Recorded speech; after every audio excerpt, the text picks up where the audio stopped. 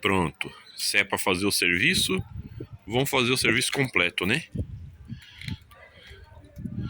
Vamos dar uma limpada nisso aqui.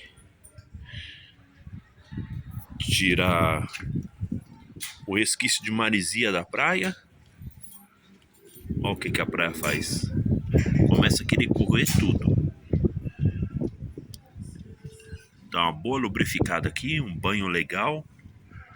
Lava rápido, uma boa lubrificada. E é isso. Para ficar zero de novo. Nossa, olha. Parecia que tava enterrada a moto. Pelo amor de Deus, viu? Rapaz. Isso é o que dá. Só andar e não fazer manutenção. Tem que fazer manutenção de vez em quando também, né?